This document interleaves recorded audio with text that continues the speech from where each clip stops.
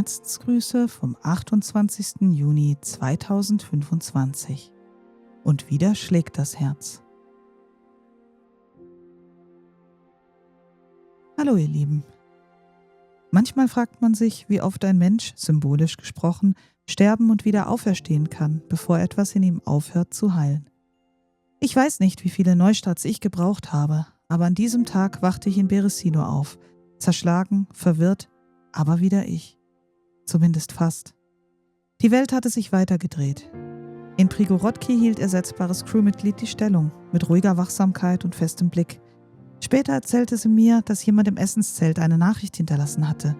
Nur ein Wort, gern. Und obwohl keiner es offen sagte, wussten wir alle, was das bedeutete. Als Black Lion hinzukam, verwischte Silas das Wort mit entschlossener Geste und Kürbissen. Zu viele Fragen, zu wenig Antworten. Stillstand zwischen Schatten und Glut. Greenie und die Banana-Ops waren ebenfalls da. Sie grillten mit ersetzbarem Crewmitglied Nummer 371, lachten, scherzten, als wäre es ein ganz normaler Tag.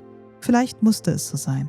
Vielleicht war das ihre Art, das Camp am Leben zu halten. Als Zeichen ihrer Verbundenheit übergaben sie Süda eine Armbrust für mich. Doch so ganz friedlich blieb es nicht. Jemand hatte bei Prigorodki eine Straßensperre errichtet. War es Silas oder ein Fremder? Der Ursprung blieb im Dunkeln. Die Samariter jedenfalls packten mit an, räumten Reifen und Motorhauben beiseite, damit das Camp auch heil erreichbar blieb. Und dann Überraschung. Selina führte ihren ersten Raid durch. Schuldbewusst, aber mit einem Funkeln von Stolz in ihren Augen. Und nein, bevor ihr was Falsches denkt, das war kein Raid im eigentlichen Sinne, sondern es ging darum, eine Wand zu beseitigen, die den Zugang zu einem Versorgungszelt versperrte. Also kein wirklicher Überfall, wie ich betonen möchte. Black Lion und Pinky hatten lediglich das Versorgungszelt inspiziert, nichts mitgenommen und es danach sorgfältig wieder verschlossen. Pinky selbst hatte sich geopfert, um das Schloss wieder anzubringen.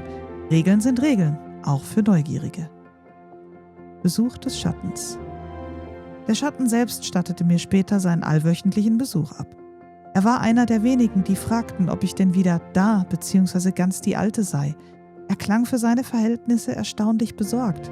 Das tat mir leid, aber naja, ganz die Alte? Ich war ehrlich, ich konnte es nicht sagen.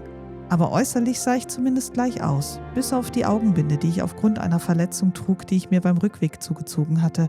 Aber wie es innerlich aussah, das musste sich zeigen. Ich übergab ihm ein paar Handschuhe als Geschenk und natürlich tauschten wir uns aus.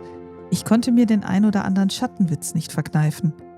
Der Schatten braucht kein Nachtsichtgerät. Die Dunkelheit bittet ihn um Erlaubnis, dunkel sein zu dürfen. Er lachte. Und das tat gut. Zwischen Hoffnung und Risiko. In Beresino hingegen gab es weniger zu lachen. Der Beareboy Senior Bitwalker war angeschossen worden, ausgerechnet als er Yannicks Auto einparken wollte. Zum Glück überlebte er, aber Yannick hatte am Abend weniger Glück. Er hörte über Funk, dass die Tankstelle in Beresino gesprengt worden sei. Ich flehte ihn an, nicht nachzusehen. Ersetzbares Crewmitglied war gerade nicht in der Nähe, aber er musste einfach. Er wollte wissen, was geschehen war. Er ging und erlag einem gezielten Schuss. Ich brachte ihn später zurück nach Beresino. Eine Erfahrung reicher, eine Hoffnung ärmer. Zum Schluss? Ich war zurück. Nicht ganz heil, nicht ganz gefasst, aber bereit. Die Welt hatte sich verändert, während ich fort war. Doch mein Platz, dieser Ort, diese Aufgabe wartete noch auf mich. Und solange sie das tun, würde ich nicht aufgeben. In den dunklen Tagen nach meinem Fall vor Kelm hatte Vittorio zu mir gesprochen. Ein alter Freund. Durch den Nebel. Nicht laut, aber mit Worten, die halten wie Donner in der Seele. Er sprach in Latein, aber ich übersetzte. Der Schleier des Nebels verbirgt die Wahrheit. Doch das Licht wird immer zurückkehren. Das Flüstern der Schatten ist Gift für den menschlichen Geist. Ich verstand nicht gleich. Und vielleicht verstehe ich es noch immer nicht vollständig. Aber ich fühle es. Der Schleier war dicht gewesen. Ich hatte gezweifelt, gezittert, gezögert. Ich hatte gefühlt, wie etwas in mir zerbrach, als ich in meinem Auto starb, von einem Fremden erschossen, dem ich helfen wollte. Und wie es ein zweites Mal brach, als ich hörte, wie viele sich bemühten, meine Hoffnung 2.0, meinen Wagen, mein Vermächtnis zu sichern und dabei verletzt oder gar getötet worden waren. Ich hatte mich gefragt, ob ich selbst das Ende in meinem Haus war, von dem Silas gesprochen hatte, und von welchem Ende eigentlich die Rede war. Ob meine Art, mein Vertrauen, meine Offenheit mein Untergang sein würden. Vielleicht ja, aber dann, Dann sah ich sie wieder. Nigo, Selina, ersetzbares Crewmitglied Nummer 371, Silas, die Beresino Boys, Black Lion, Jamet, Pinky, die Banana Ops und nun auch die Silberwölfe und sogar Vittorio. Als ich sie sah, wie man auch ohne mich friedlich in Prigorодki grillte, wusste ich, was er meinte. Das Licht kehrt zurück, auf die ein oder andere Art.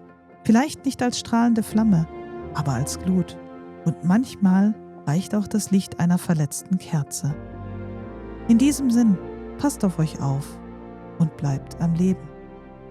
Bezeichnet Herz aus Gold.